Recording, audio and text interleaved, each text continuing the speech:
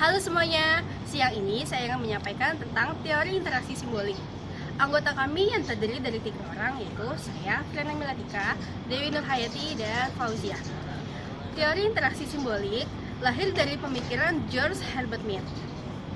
Di Chicago, George Herbert Mead adalah sebagai seorang yang memiliki pemikiran yang original dan perspektif untuk membuat catatan kontribusi kepada ilmu sosial dengan diluncurkannya The Theoretical Perspective.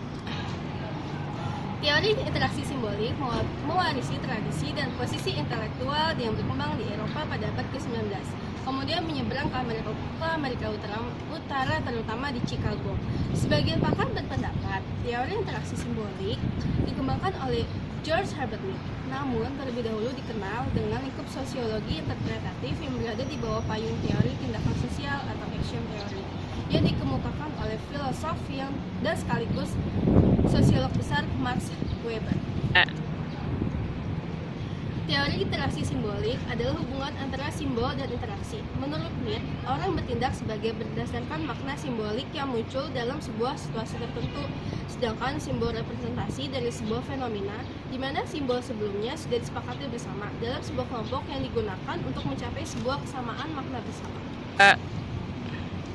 Simbol dibedakan menjadi 2, yaitu simbol verbal dan non-verbal. Simbol verbal yaitu penggunaan kata-kata atau bahasa, contohnya adalah motor. Itu merepresentasikan tentang sebuah kendaraan beroda 2, sedangkan simbol non-verbal adalah lebih menekankan kepada bahasa tubuh atau bahasa isyarat, contohnya lambaian tangan, anggukan kepala, atau gelengkan kepala. Semua itu tadi mempunyai makna sendiri dan dapat dipahami oleh semua individu-individu. Premis dalam interaksi simbolik ada 3 konsep penting, yaitu mind atau pikiran, self diri pribadi, dan society atau masyarakat. Mind atau pikiran. Konsep penting yang dibahas dalam teori interaksi simbolik. Hal ini sesuai dengan menggunakan simbol yang mempunyai makna sosial yang sama, di mana tiap individu harus mengembangkan pikiran mereka melalui interaksi dengan individu lain. Lalu yang kedua ada self atau diri pribadi. Kemampuan untuk merefleksikan diri tiap individu, penilaian sudut pandang atau pendapat orang lain. Dan teori interaksi simbolik adalah salah satu cabang dari teori sosiologi yang mengemukakan tentang pendapat diri sendiri atau the self dan dunia luarnya. Lalu yang ketiga ada society atau masyarakat.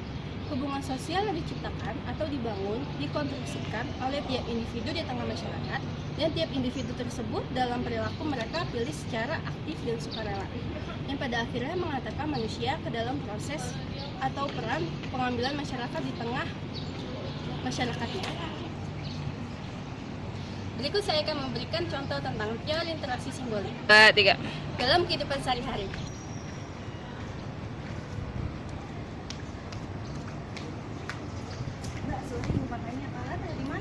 Toilet ada di lurus belok kiri. Terima kasih ya. Sama-sama.